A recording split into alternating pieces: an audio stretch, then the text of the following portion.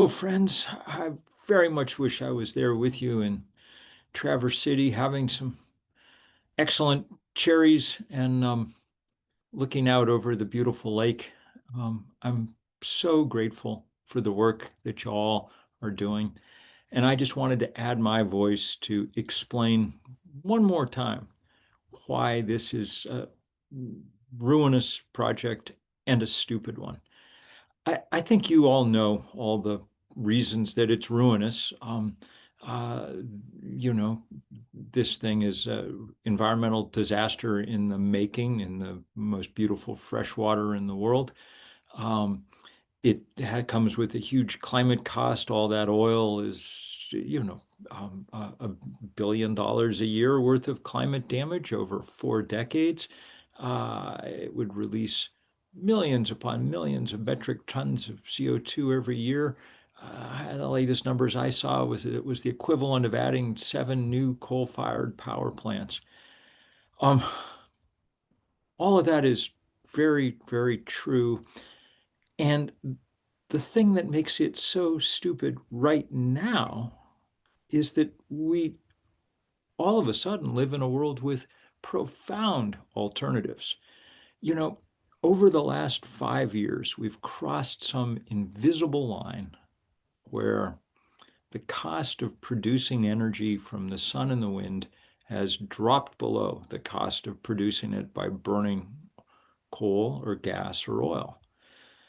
And that's a revolution that's happening all over the world. The Chinese are quickly becoming the first electro state, not petro state, electro state in the world. We're seeing incredibly dramatic changes even in parts of this country. California this year is using 44% less natural gas to produce electricity than they did 2 years ago because they've built so many solar power panels and windmills.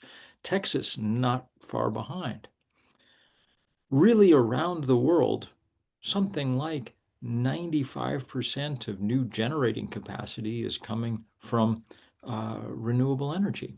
And in place after place after place, we're quickly replacing uh, uh, uh, fossil fuel vehicles with electric ones. Half the cars sold in China last year came with a plug attached. And that means that demand for oil in China is now dropping because people don't need it. They're plugging their cars into the sun. All of this is a way of saying, how stupid is it to put up a potentially century-long fossil fuel infrastructure project right at the moment that the rest of the world is headed in the entirely different direction. This thing, you'd call it a white elephant, except it's a oily elephant. Um, um, um, it's a boondoggle start to finish. It jeopardizes the Great Lakes. It jeopardizes the state's climate goals. It jeopardizes our sense of sanity about how the world works. We do not need to do this. We should be winding down our fossil fuel infrastructure, not building it anew. So I just want to say such thanks for keeping up the fight here. It couldn't be more important. I remember profoundly that day out on the end of the bridge when we all together helped launch some of the public parts of this fight.